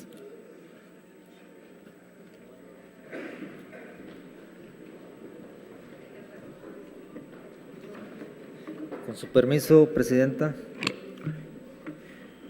El de la voz Israel Fierro Terrazas, en mi carácter de diputado de la 65ª legislatura e integrante del Partido Encuentro Social. El domingo 4 de marzo se festejó a nivel nacional el Día de la Familia y por ello es mi deseo expresar lo siguiente. Como es sabido por todos los presentes, el domingo pasado se realizó una marcha en favor de la familia, donde varios grupos pro familia se concentraron para demandar a las autoridades del Estado el velar por los derechos de la familia, así como por esos derechos a nivel federal. En dicha marcha, el de la voz se sumó, ya que son principios y valores que he defendido desde tribuna cada vez que tengo oportunidad. Con fundamento en la Convención Americana sobre Derechos Humanos o el Pacto de San José de Costa Rica, el cual dice en el artículo 17 de la fracción primera, define a la familia como el elemento natural y fundamental de la sociedad y ésta debe de ser protegida por el Estado. Es por eso que lamento que el quebrantamiento de esta institución es enorme y en aumento. Más sin embargo, existen grupos sociales comprometidos con la vida, el matrimonio y la familia, así como habremos también servidores públicos que defendemos los mismos ideales, ya que somos conformes y ciertos de que el núcleo familiar es la primera escuela de virtudes humanas y sociales que todas las sociedades necesitan. Es por medio de esta que se introduce en la sociedad civil a los individuos, Siendo así que estoy seguro que es necesario que el gobierno actual y los futuros no olviden la importancia que tiene la familia en la formación de próximos ciudadanos, tomando en cuenta que la educación en valores debe de ser un proceso estrictamente personalizado que va generando en desarrollo humano, donde los valores y virtudes de un individuo trascienden en primera instancia a su familia y en segunda instancia a los diferentes grupos sociales a los que pertenece. De ahí la necesidad de difundir los valores a nuestros hijos y la responsabilidad tan importante que tiene una familia para crear mujeres y hombres de bien. Como lo he solicitado anteriormente ante esta tribuna, resulta necesario el exhortar al Ejecutivo para que se realice el proyecto del Instituto Chihuahuense de la Familia. Es por eso que lamento que no se generen políticas públicas en protección de la familia y su desintegración está dejando como víctimas a niños y niñas y adolescentes que no buscaban nacer entre los conflictos actuales que atraviesa la institución de la familia, ya que la mayoría de los casos de desintegración familiar, los padres y madres que dejan a sus hijos como intermediarios entre sus problemas de pareja, menores golpeados y menospreciados por ser hijos de alguien más, futuros que quizás pudieran ser brillantes y que se ven truncados por culpa de la violencia familiar. Estoy seguro que todos los presentes en este honorable Congreso del Estado estamos de acuerdo que debemos buscar la regeneración de la institución más importante para la sociedad como lo es la familia. Es que no debemos dejar pasar como desapercibido el verdadero significado de las marchas realizadas de las organizaciones civiles y sociales que se realizaron el día 4 de marzo del presente año. Es cuanto, diputada presidenta. Muchas gracias, diputado. Sí tiene el uso de la palabra el diputado Rubén Aguilar, del Partido del Trabajo.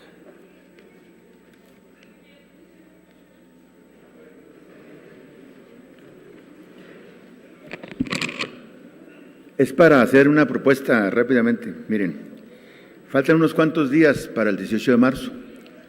Quizá nos falte la memoria del significado de esta fecha, no para conmemorar la intervención en nuestro país de un presidente muy importante como Lázaro Cárdenas, no para señalar un asunto clásicamente mencionado como una cuestión de carácter ordinario, sino para ver cosas que no tienen que ver con el pasado, sino con el presente. Hace tiempo, en nuestro país, los españoles vinieron y se llevaron la plata. Algún día, los ingleses y los gringos entraron al territorio nacional, picaron la tierra, sacaron petróleo y se lo llevaron. No dejaban ni siquiera salarios dignos. Producto de esta pelea laboral, Lázaro Cárdenas expropió la explotación petrolera y le dio al país una riqueza enorme, con un tema de nacionalismo simple y sencillo, natural, es defender los recursos naturales. En una tierra donde es difícil cultivar y hacer de la agricultura en las zonas de temporal muy difíciles, bueno, se puede explotar la tierra sacando plata, otros metales y también petróleo. La expropiación petrolera es una cuestión nacional que todavía tiene vigencia. Miren, si a nosotros se nos olvida que en este país la República tiene bases esenciales de una convivencia a partir de los recursos, si a la gente se le olvida y se descuida, claro que se llevan el petróleo y más. Yo quiero plantear y proponer a este Congreso que hagamos un evento simplemente ceremonioso de recuerdo de lo que significa.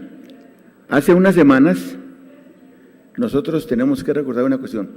La razón por la que los que vinieron aquí inicialmente a picar la tierra y llevársela es porque los mexicanos no tenían recursos para hacer los pozos petroleros. Los tuvieron que hacer ellos, sacaron el petróleo, explotaron a los trabajadores mexicanos, no les pagaban ni el salario y obviamente se llevaron una riqueza enorme, tan enorme que después de la explotación del año 38 sirvió para impulsar una serie de actividades generalmente satisfactorias para la población. Una cuestión que haya sido mal o bien manejada es la idea de que este fue un recurso rescatado, porque no había dinero para hacer pozos petroleros.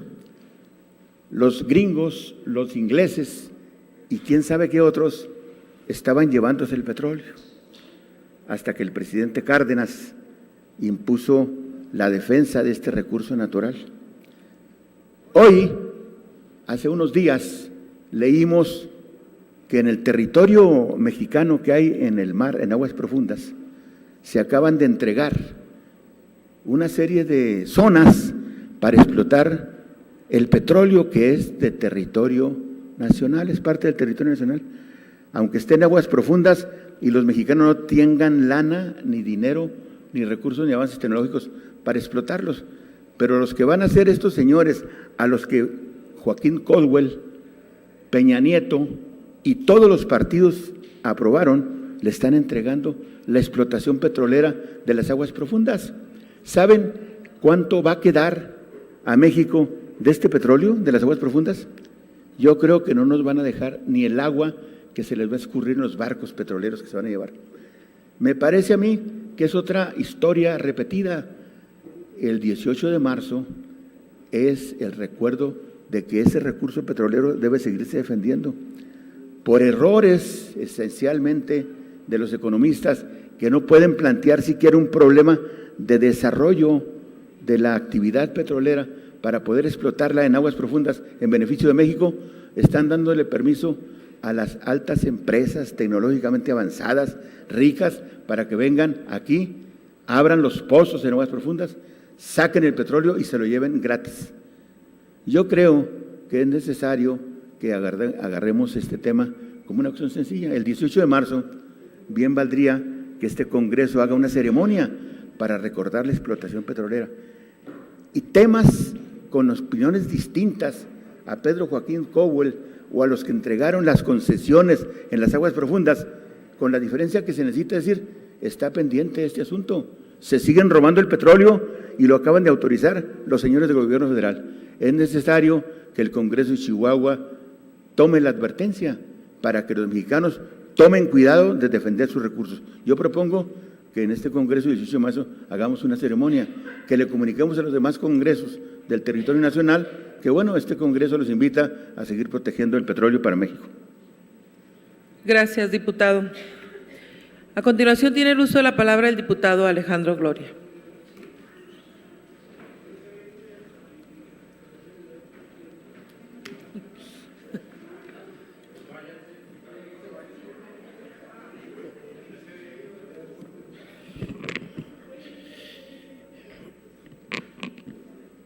Buenas tardes. Mi intervención aquí es obligada. Quiero hacer una relatoría de hechos del sábado 3 de marzo, donde pierde la vida desafortunadamente un gran amigo personal, Rubén Hernández Tanner, que fue parte del consejo de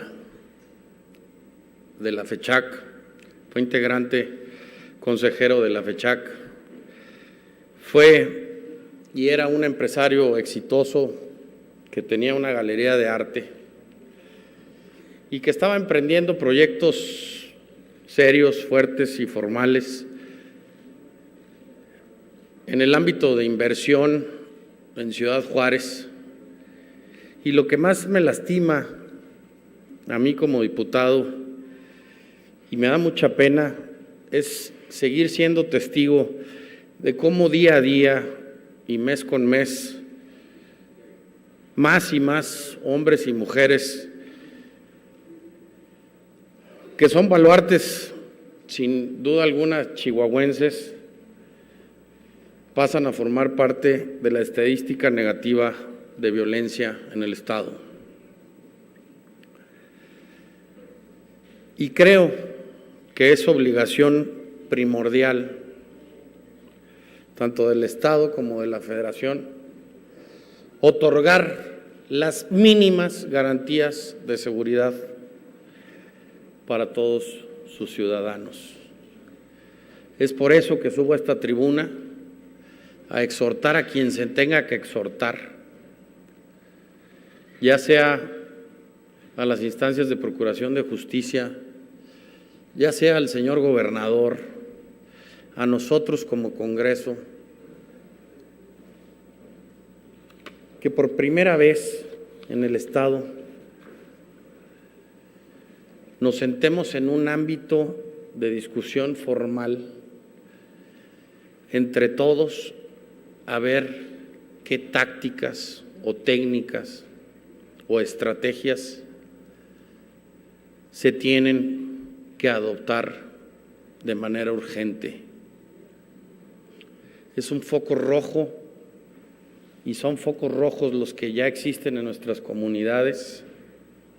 Estamos perdiendo gente muy valiosa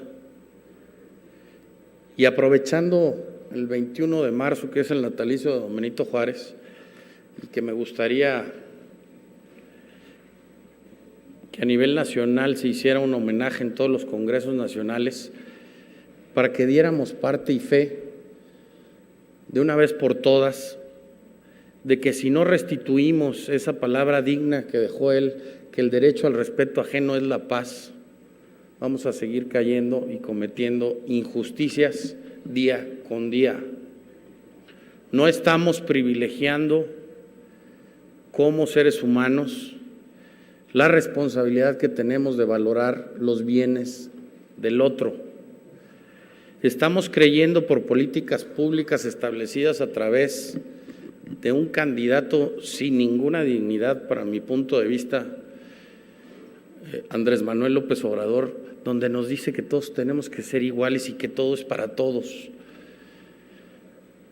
Y tenemos que recuperar nosotros ese principio básico de respetar el esfuerzo que hizo aquel para tener un poquito más, de respetar el esfuerzo y el trabajo y la constancia que tuvo alguien meritoriamente de levantarse todos los días por la mañana y ponerse a trabajar. Y ese es el caso que hoy me trae aquí, que por unos cuates que creyeron que era muy fácil llegarle a quitar los bienes a otra persona, que se había esforzado y que tenía la confianza de seguir invirtiendo en su ciudad, llegan y lo acribillan inmediatamente por 10 pesos. Tenemos que resolver y tenemos que darle de una vez por todas un giro a la materia de seguridad en este estado. Estamos siendo permisibles, estamos teniendo una actitud de total y neto estadio de confort. No estamos siendo proactivos, no estamos respondiendo a las necesidades de nuestro estado, no estamos respondiéndole a la gente. Llamamos a las autoridades a que vengan a comparecer aquí y nos dicen que todo está bien. Y si todo está bien, ¿por qué se siguen cayendo y muriendo en las calles de Juárez y en las calles de Chihuahua y en las calles de Delicias y en las calles de Cuauhtémoc y en las calles de Camargo y en las calles de Jiménez? ¡Caramba! ¿Qué no nos damos cuenta? Todo está muy bien. Esto no es interés particular de un partido, es seguridad estatal y nacional. Los convoco a todos ustedes que ya no permitamos que más empresarios mueran. Lo que estamos haciendo, ¿qué estamos haciendo? A esos empresarios que quieren procurarse su seguridad porque el Estado no se las da, vamos a cobrárselas más cara, porque ellos sí pueden, a través de la nueva impartición de justicia en el Estado, a través de la Comisión de Seguridad Bancaria. Y vamos a cobrarle a los empresarios que se están procurando su seguridad, porque repito, el Estado no se las da, no le da esas garantías. Vamos a cobrárselas en 38,000 pesos cuando pagaban 14,000 pesos. ¿Sí? Entonces, ¿de qué se trata aquí? ¿Del negocio particular del gobierno? ¿Negocio y componendas directas del mismo gobierno? o facilitar lo que nosotros no podemos facilitar. Nos estamos convirtiendo en un lastre para la gente. Estamos interrumpiéndole su vida. Estamos interviniendo en su cotidianidad y se van a hartar. La gente se va a hartar. Y luego no se quejen de que haya fuerzas armadas por todos lados, levantones por todos lados, donde la gente se va a proteger. Y esa gente sí hay que apoyarla. Y aquí el compromiso nuestro, cuando nosotros juramos lealtad en esa silla y en esa tribuna que tenemos nosotros, era la primer conflicto que teníamos nosotros, era venir aquí y decirle a todo mundo, vamos a hacer lo posible porque usted esté seguro. ¿Y cómo lo estamos haciendo? ¿Cómo les estamos resolviendo? Se están muriendo en las calles. Con la Policía Federal, que le corresponda al Estado, que les corresponda a la Federación otorgarnos las garantías, por favor. Entonces, ¿qué somos nosotros? ¿Unos títeres? El Estado, el papá Estado, tiene que venir a garantizarnos la seguridad con las Fuerzas Armadas, con la Policía Federal y con el Ejército. Y luego venimos y nos quejamos aquí de las facultades que le estamos dando al Ejército. Somos incongruentes totalmente. Hay que leer un poquito más y hay que tomar determinaciones claras y ser una sola pieza y que no te muevan los intereses particulares. ¿Sí? Aquí las garantías que le dimos al Ejército fue porque nosotros mismos lo sacamos a las calles porque nosotros no sabíamos qué hacer con el crimen organizado. Y con una guerra que se desató desde Los Pinos, sin saber ni tener la estrategia para nada resuelta. Y así estamos actuando nosotros ahorita. Pues nada más lean para que no repitan lo mismo. Estamos actuando igual.